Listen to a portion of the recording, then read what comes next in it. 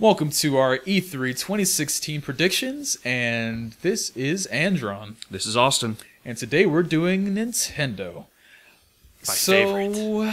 Our website is named after a Zelda item, so we're obviously like partial fanboys. You know, we like Nintendo. I'll say it. I'm a giant Nintendo fanboy. I accept that some people don't like them, and that's fine. Yeah. But I'm just a diehard Nintendo fan. Yeah, and I admit it too. I mean, I started with Nintendo. I'll die with Nintendo. A controller in my hand. I don't care, man. I'll have the latest gimmick, the one that implants in your brain and makes you see Luigi dancing on top of you, man. I'll have it. But E3 wise, there's not a whole bunch to talk about. What we do know, they're bringing Zelda, and there are some other things, but mainly their first strategy was to bring just Zelda. So that was the original. What they said was Zelda's going to be there, only Zelda's going to be there, and that's it. That recently changed with Pokemon Sun and Moon are going to be shown off there. Maybe what they mean by that, because they do their digital event where they just do like a really big direct, and I'm certain they're going to show off other games there. They just may not have them playable at E3. I think they want Zelda to be the focus at E3. And it was kind of weird wording because the way they put it was, you know, we'll have Zelda as the main draw. But they also, recently, people started looking at the floor plans, and they have a lot of space for just Zelda. So, here's the thing. The Zelda, what they're going to have there is going to take 90 minutes to complete. So they have to have enough if consoles. they have to have a ton of space there in order, otherwise, whatever line forms, if they're going through one person every hour and a half, and that assumes the person knows how to play the game, right? That just won't work. That's actually kind of surprising because I think we did like the Majora's Mask one at PAX, and that was like maybe a 10, 20 minute, like each little thing was about 10 or 20 minutes, I would say. If you sucked. If you were good, you probably get through like 8 minutes pretty quickly. It was like, it threw you right into a boss fight, and then you just did that. And I think another part was like the Kokiri like fly around the forest or something like that. But most of the time they said, do this boss fight. You have no time besides that. So 90 minutes, that's, if it's the beginning of the game through like a 30-minute thing, or they do like a whole different, just here's an example of the gameplay. I mean, 90 minutes is a long time to give people before a game comes out. That's a long time. It's a very long time. That's like a full demo.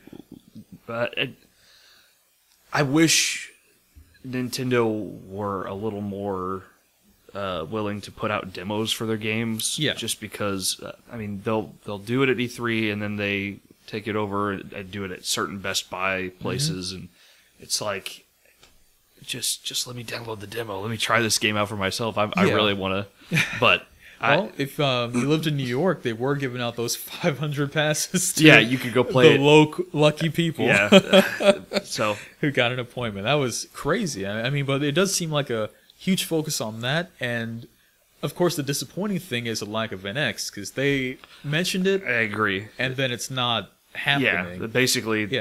I mean, it's Nintendo. They really like to keep things secret and surprise people.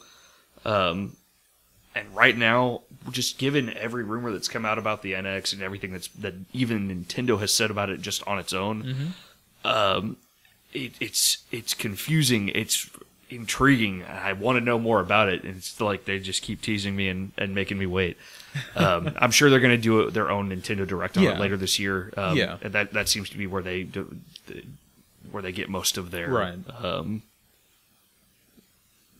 most of their where they do all of their stuff. That's a lot of their marketing. Actually, it's either that or the Treehouse Live, which will be the a good majority of the E3 this year is actually just the Treehouse Live showing gameplay of almost all of their upcoming. So I think all of their upcoming. That's where they'll show off gameplay. Yeah.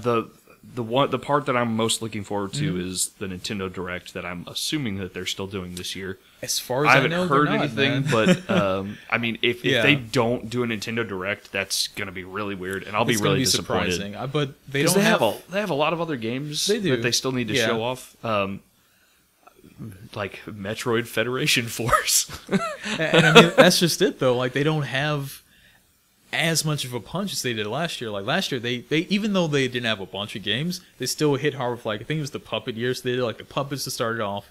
They went into wherever the hell else they were gonna do, and it was really entertaining because they had this energy to them. And I think they're going through restructuring. They know they're releasing a new console now. It's kind of hard to keep that level of entertainment when the whole industry knows, hey, these guys are they're not struggling per se, but they are at a point where they're in a very big transition period. Right. Like trying to modernize, trying to break into the mobile gaming area, like all these different things.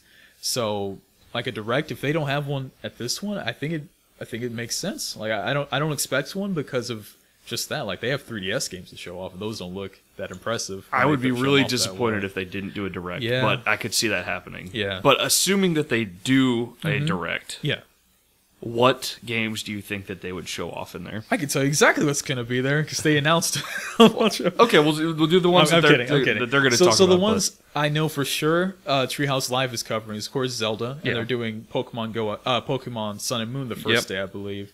On the following day, they're doing Pokemon Go.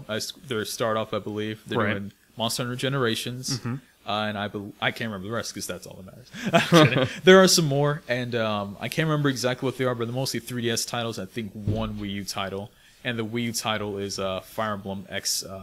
The Shin Megami Tensei. They renamed it. It was like Tokyo Mirage Sessions Sharp FE. Hashtag F. Oh, sorry. They called it Sharp. My mistake. Sharp FE because they are performers and they're cool. And it's a game I want to get, but if it comes out on the NX as well, right, I'm gonna be angry. Yeah. But again, knowing Nintendo, there's gonna be some little tie-in, but that's what I know for sure is gonna be there. Guesses? Metroid. Like at this point, you mean Federation Force? No, I mean an actual Metroid. They may just show a preview, not say what console. Like a 3D Metroid or a side? I think it's going to be. I'm not too sure on that. It could be a 2D. I didn't really think about it, but I know it's about time because they were like, okay, here's the Federation Force. They're going to talk about that, of course. But at this point, I know there's going to be an NX launch title. It's not going to be Metroid per se, but I know there's going to be something involving Metroid very soon after launch for the NX, and it's probably going to be like a Wii U tie-in thing. So if they show it now, really good graphics, whatever they're going to do, they just say, here's a Metroid game. And everyone's like, what the fuck is this on? They go, well, okay. At this direct, we're actually going to say that's on the NX. And that will be a good play by them because people want Metroid. You show amazing graphics. You show really good, like, that kind of stuff. I think that'll get people excited. They'll go, oh my god, what the fuck's this for? It's not for the 3DS, so it must be for their NX. And look what they're going to do. And then people will pick apart that trailer. They'll really pick apart a trailer like that.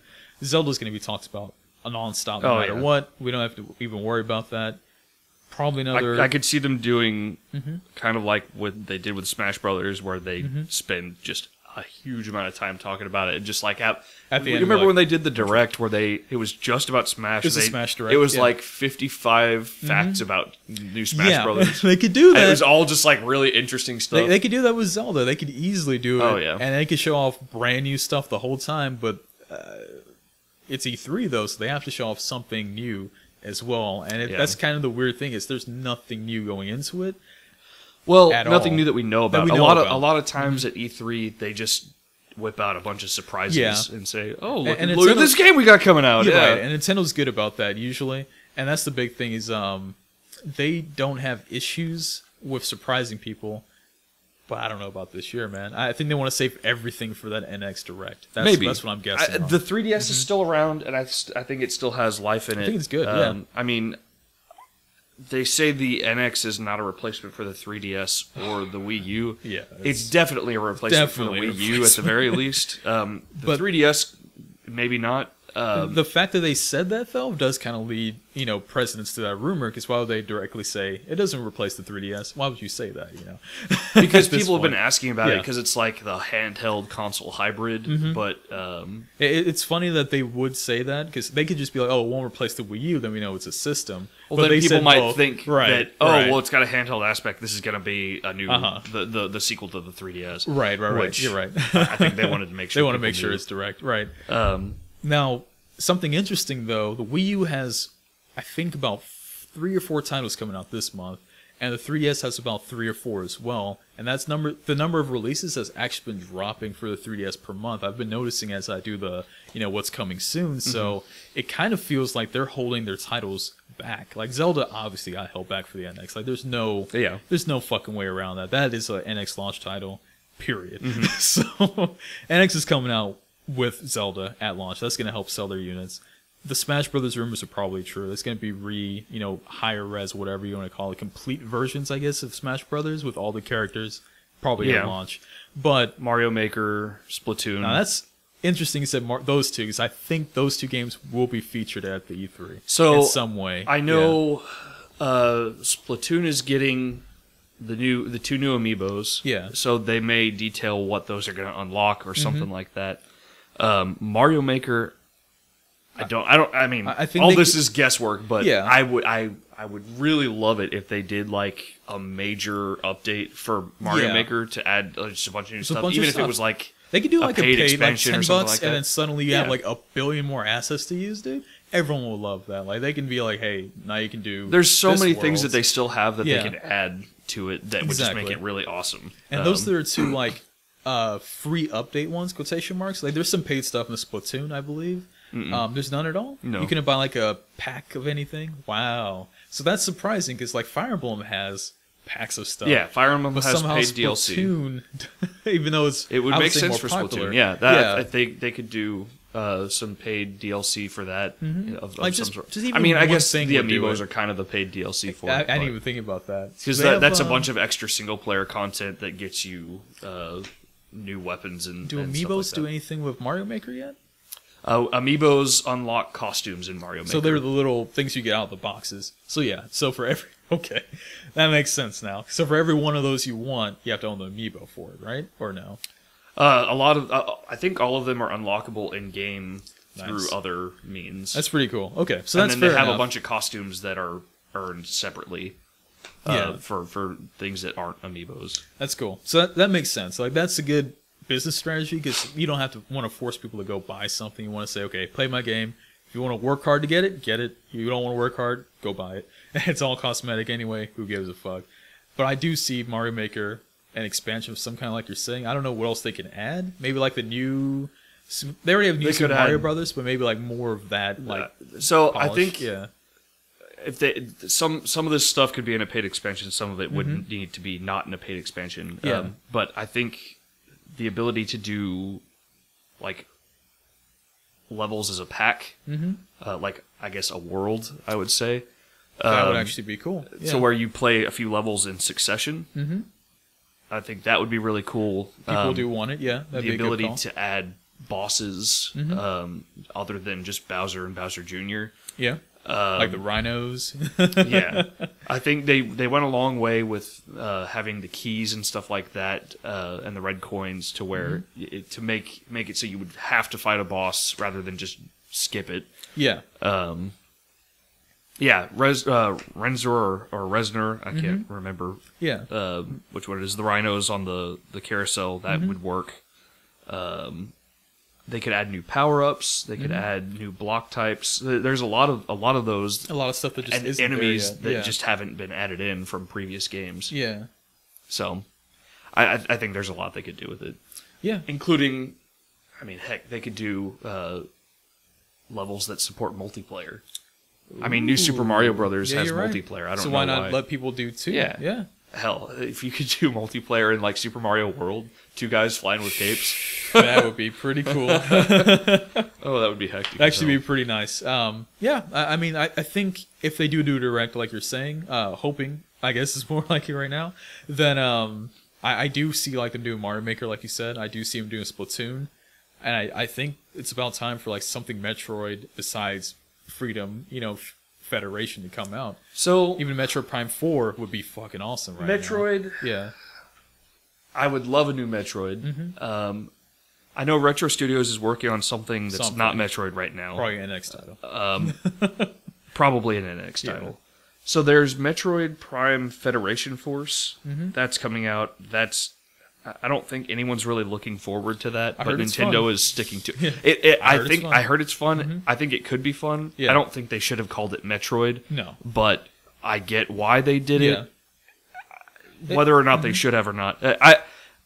I'm open to it. Yeah. It's just not something that people are excited for. Yeah. I think it's the same thing that happened with like just putting in a character to do it instead of like just some random person. Yeah. So a lot of people have been calling for a side-scrolling Metroid for years, and that there were rumors about it for a long time. Metroid Dread, and it never happened.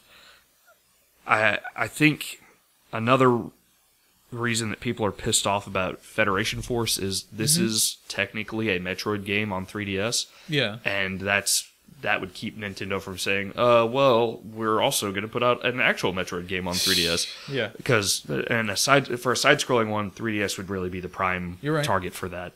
On Wii U, I don't know that I see a full Metroid game coming to Wii U.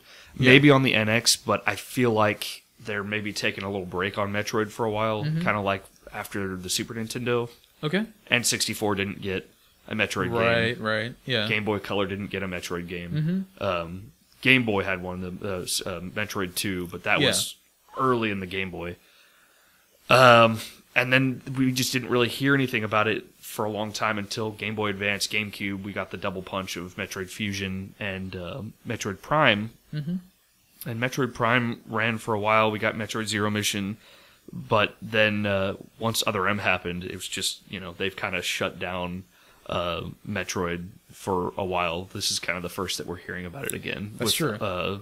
Federation Force, and it's not really a Metroid. It's not the return to Metroid that we were looking for. I don't think they're going to make that return anytime soon. I think maybe on NX, maybe kind of midlife on the NX, but depending on I don't know. Yeah, that's fair enough. I mean, I didn't think of it that way because you're right. They did skip quite a few consoles, then come back, and like F-Zero hasn't been around. They're not going back to that ever. If Miyamoto has his way. F-Zero may come back. Apparently, Nintendo just didn't know that people wanted another F-Zero game. We don't want F-Zero GX. We want a good F-Zero. GX was good. It's just that game really was hard. Shit, the story mode's just extremely hard. I'm not even worried about game. I think it's. I never played if you play multiplayer. I guess that may have been so fun. It's really good. But the single player turned me off so much. It wasn't even because it was too hard. It was just the things they asked for you to do, like kill all these cars while you're driving super fast and also win the race. I was like, whoa! I can do maybe 2 of these, but you want me to do all 3? Why do I have to win the race? I killed them all. It demands perfection. Win the race. Yeah. You have 30 seconds to win the race. Also, by the way, and it was cool, but it felt more like a challenge mode versus that, rather than like a single player game. Yeah, that makes sense. So instead of adventure mode, I got a challenge mode. Yeah, so it wasn't the single player focus wasn't Grand Prix. Racing and getting good at racing. Go beat all the races. It was hey, do these weird things that cars crazy don't objectives. Do. Yeah. Miyamoto was very surprised to figure out that people still wanted an F-Zero game, but I think Nintendo is aware of it now. Yeah, and it could happen. Or maybe they'll just give us a new Balloon Fight instead. Hey, I'll buy that. Fucking 3DS Balloon Fight. I'll go everywhere, man. What do you think about a new Animal Crossing? Not yet. They released that card game, so either. Which is kind of a tie-in, but I think the next one is going to be a drastic change, honestly. Like, it won't be like, oh my god, you can't do anything, but I think it'll be more persistent, if that makes sense. So, like, there'll be more of an online component, is my guess. See that. Because honestly, every Animal Crossing is basically the same with like some new stuff added in. But it's basically you move to a new town, you buy a house from that guy, he asks you to go get money, start making money, and it's looks like almost the exact same town too on top of that. So in my head, it's very similar. Yeah, I'm sure there are more things that I don't know about the deeper game of it, but like it feels the same between like the original one I played. I think it was N64, right? Or am I thinking too far back? The original was N64, but we got an enhanced version of it on the GameCube. Right. Yeah. So it's GameCube. Is what the one we actually got. So GameCube, and then playing the new 3DS, New Leaf, it felt almost the same at the end of the day. And that's not a bad thing. It's a great game still. Yeah. It's still fun. Love it. It's just I didn't want to play it as much as... Yeah. So yeah, that's interesting you say that. So we had the one over in the US anyways. We had the one on the GameCube, and that was just kind of a surprise hit. Yeah. So then they put it on the DS. That was a big hit. And then they put it on the Wii, and big flop. It was a big flop on the Wii. It was because that Wii Speak thing. That I don't think it was because of that. No, I think it failed despite that.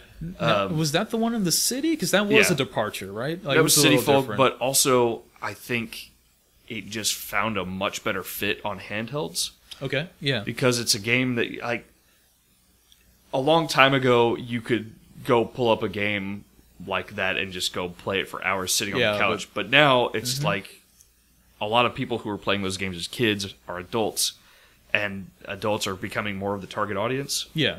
And you just don't have that kind of time to sit and play for that long. Oh, yeah. And so now I think the handhelds are working better for it because it's you open it up and continue from where exactly where you left off, and the time has changed or whatever. But you can do short bursts of gameplay. Yeah. And I'm interested to see what is coming out of their phone game.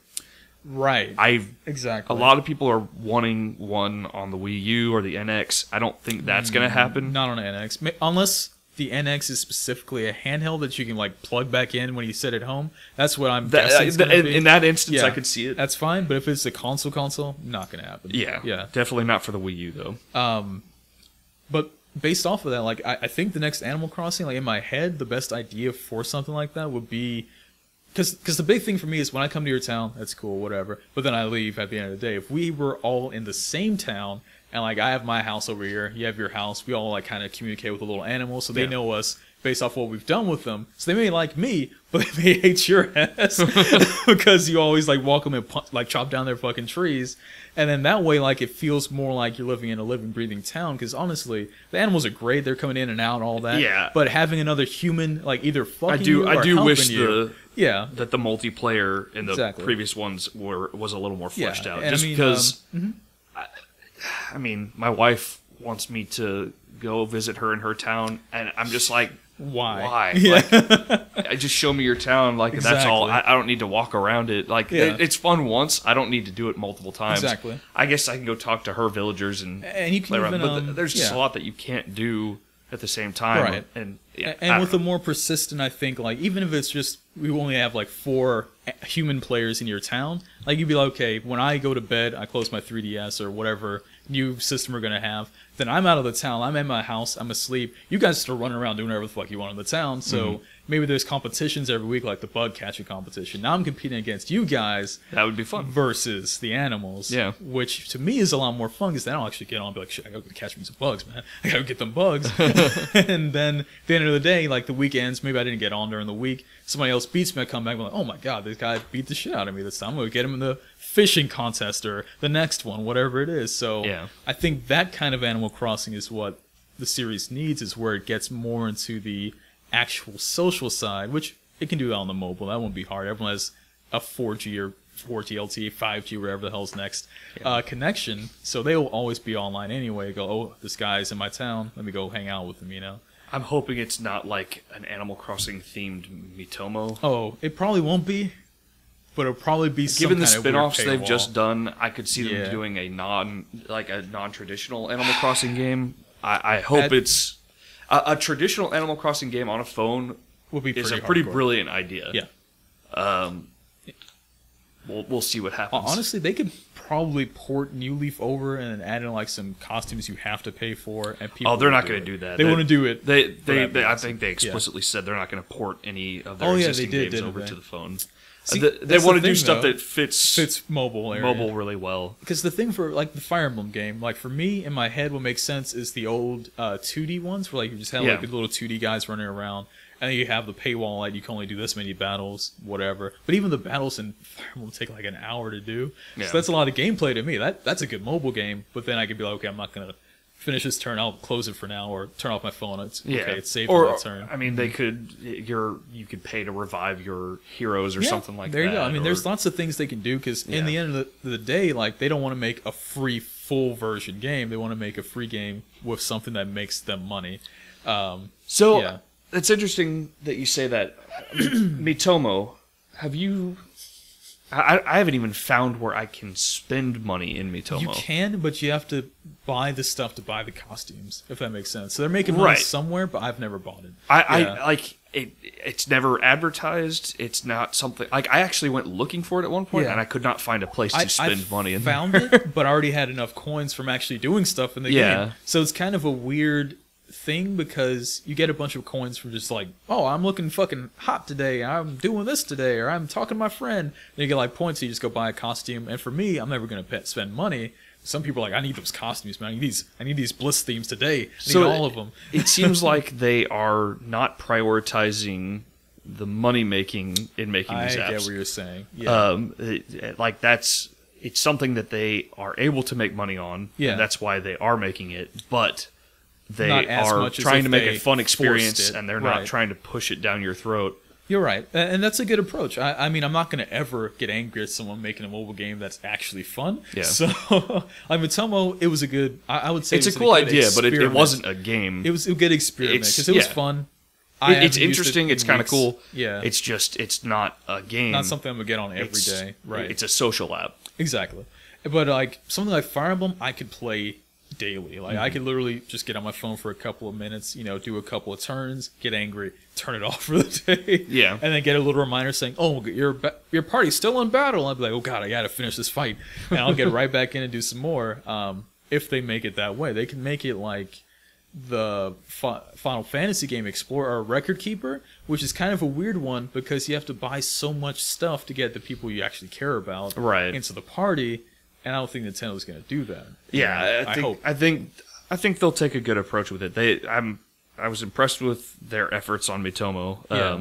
I'm looking forward to seeing what they do with an actual game. Right. But I don't know if they're going to talk about their mobile stuff at E3. I think they'll they might, at least they might bring approach it up a little bit. Cause, I mean, if you're going to advertise, E3 is a good time to say anything about anything. Even if it's just a small mention like, here's games coming, or, okay, here's our idea for the new games coming. So I don't know, I forgot the other name of the company they're working with, the mobile gaming one, but I'm sure they've figured out something. DENA? There you go, DENA, yeah. So at that point, they definitely have the ability, I think, and I think DNA. They did what other game did they do? Because they did something big, and that was the reason they're them. big in the mobile department. So they do a bunch of that stuff. I'm sure they made some little game that made billions of dollars, whatever. And that's why Nintendo was like, "Hey, we'll work with you guys to make our mobile initiative." So they're gonna want to make money.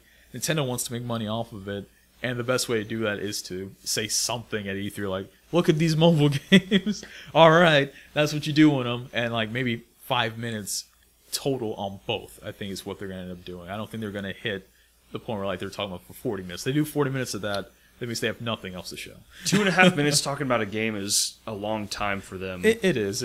For a game that nobody's seen yet. Right. Well, I mean, if they actually showed off like, okay, here's how you play it. That would be more like closer to launch, okay, I would fair say. enough. For a mobile app, yeah. I don't know too much about the mobile gaming yet. I don't know how that works. No, just for Nintendo on any of their games. It's just, they usually will reveal it in like a trailer, and then they'll talk more about the gameplay.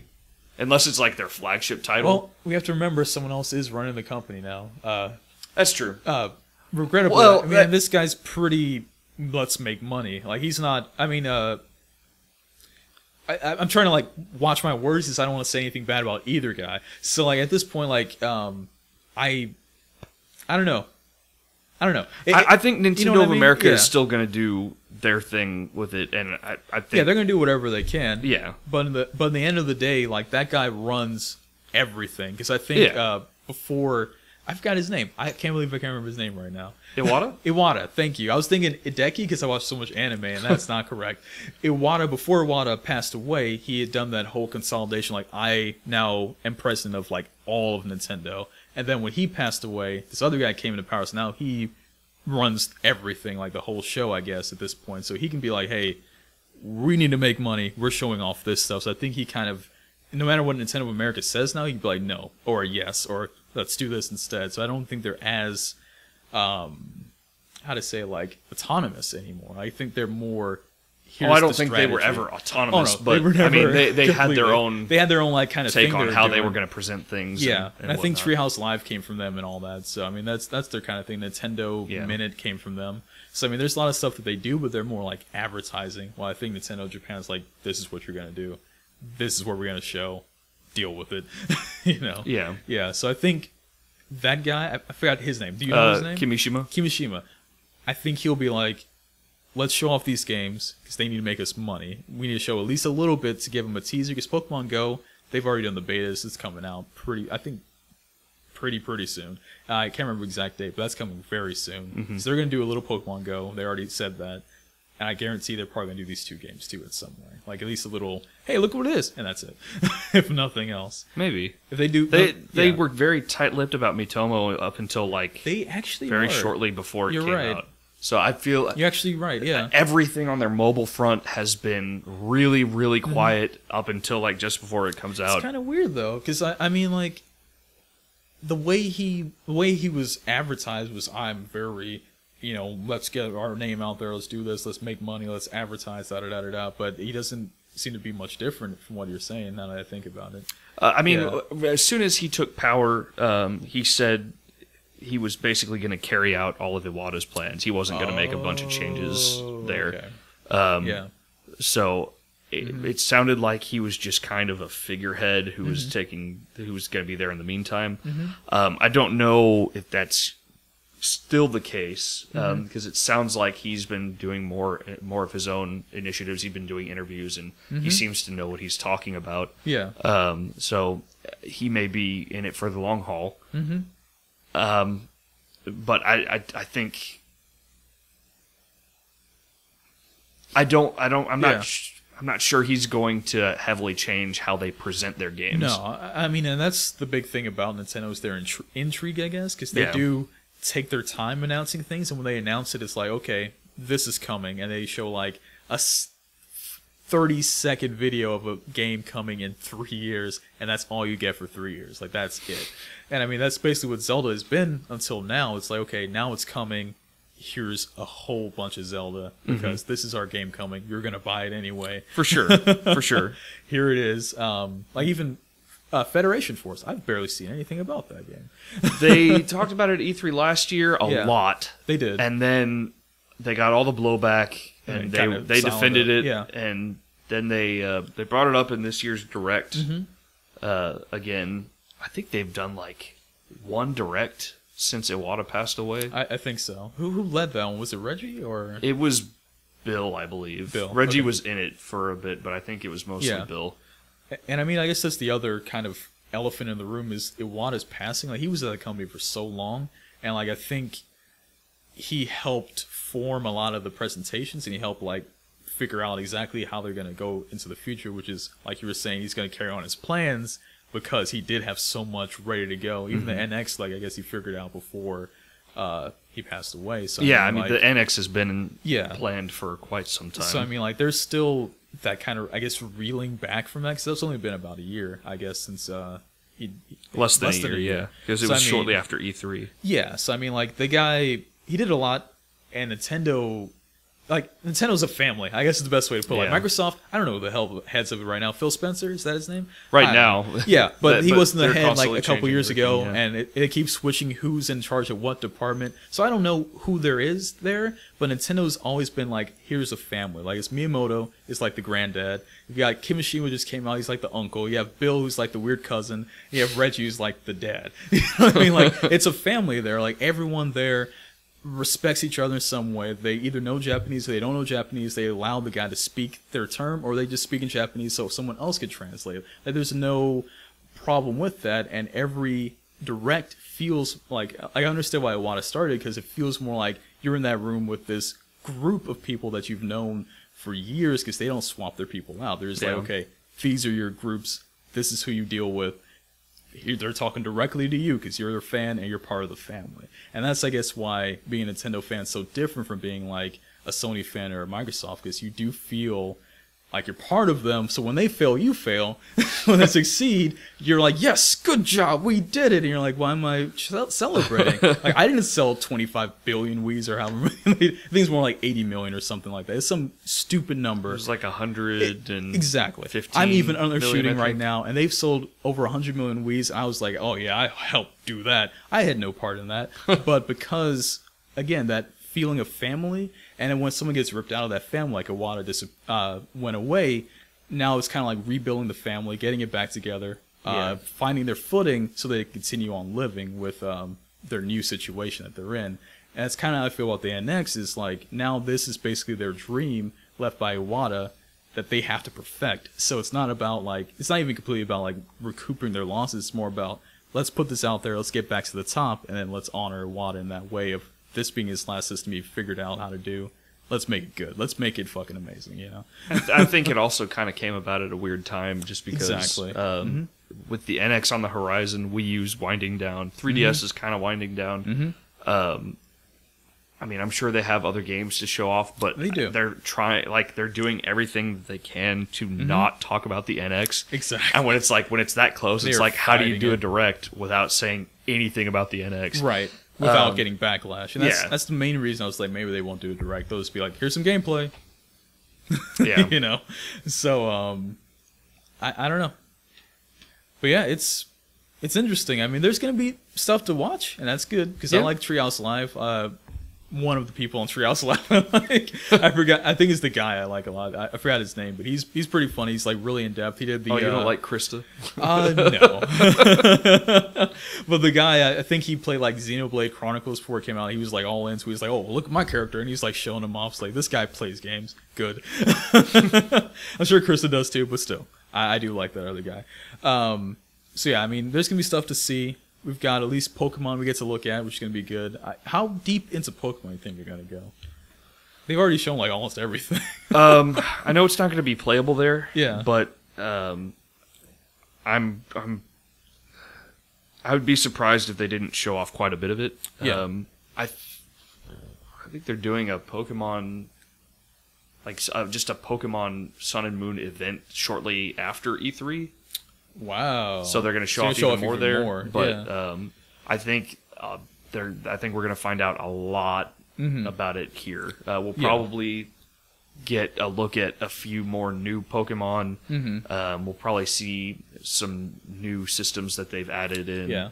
So I mean, they have the Pokebank now, so that's the whole. You upload your Pokemon up there, and then you always download them, and which is very smart because they were starting to get to the point where there was too damn. It was just a big giant pain in the ass to switch this one to that one to this one. At this point, the only Pokemon games that you can't transfer in from is Gen 2. Gen 1 you can't do with the original cartridges, but you can do it from the virtual console. Yeah. So, but everything else has a transfer path, Gen 3 onward, which is insane. That's kind of surprising. They did a good job with that, I think. Yeah. Wait, Gen 2, even like Gold and Silver couldn't transfer over to even Soul Gold, even or. So I mean those remakes are part of Gen 4. Okay, gotcha. Yeah, because that's what I was trying to figure out. I was like, there has to be a way to get the good ones. No, you can get those Pokemon. Okay. It's just you just can't transfer that specific from Gen card. 2. Dang. Yeah. Dang. Okay. Not yet. I'm sure that they're going to do a Gold and Silver virtual console release. Oh. And Crystal. These people were still buying the red and blue and yellow somehow, which is very impressive. When you re-released the exact game you released like 10, 15 years ago. Sorry, 20 years ago, right? For the first one? That was 1996, I think it came out in the US. 20 years ago, and it still sells pretty well. And they didn't do like any polish as far as I know. They were just like, here's the game. And they're like, all right, we can play it with the backlight. That's the only difference.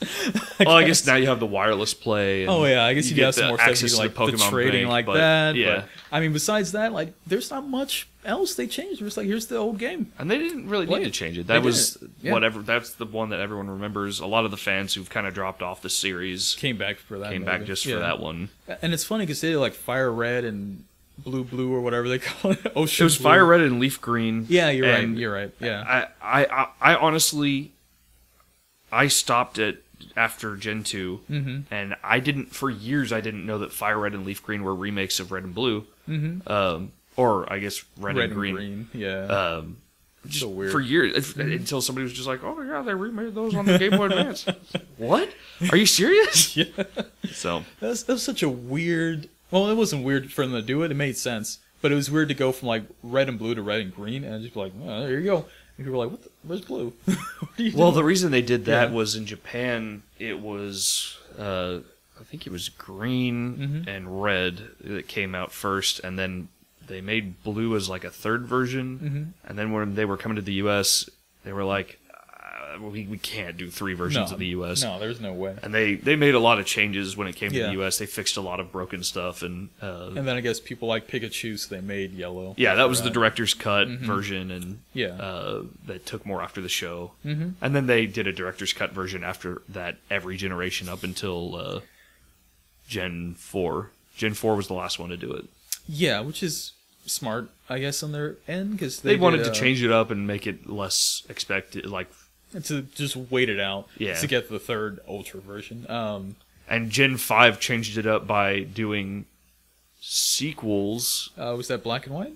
Yeah, Black and White and Black and White 2. Mm-hmm. They didn't do a director's cut, and they didn't do a remake that generation. Well, I guess it'd be like Pokemon Gray, so it'd be kind of weird. That's what people thought was... And I mean, Pokemon Gray was rumored way back on the Game Boy when... During Gen 1, everyone was like, Pokemon Gray. I think there's a creepypasta of Pokemon Gray. I think there is too, yeah. There is. But, yeah. So, I mean, we got Pokemon. We got Zelda. We've got Monster Hunter Generation, which I like. I mean, there's... Oh, yeah. If they don't... Yeah, I mean, they're going to show it. Monster Hunter Generation, I mean, so that's going to be good. Those 3 games are pretty good to watch, and I'm excited to hear at least a bit more news. I know everything about Generations because it's been out for a year in Japan already. Mm-hmm. The old version, anyway. Cross, Cross, and then Fire Emblem I'm excited about, but at the same time, my Wii U's acting up, so I may wait till the NX if it comes out on that. Mm. So I'll probably still buy it. I don't know. I'm a sucker. I'll do it. Love RPGs, and I love Nintendo. I love Fire Emblem, so I'll get it. But yeah, that seems to be pretty good mix. It's more than just Zelda. Yeah. I'm hoping to get some new game announcements. We'll see what happens, but I think I would be a little bit disappointed if they only showed off gameplay from games they already announced. I'm hoping for some new stuff, but we'll see what happens. Yeah, I guess we'll see. But that'll be it for our E3 2016 predictions. So good luck to all those companies. See you guys afterwards. See you there.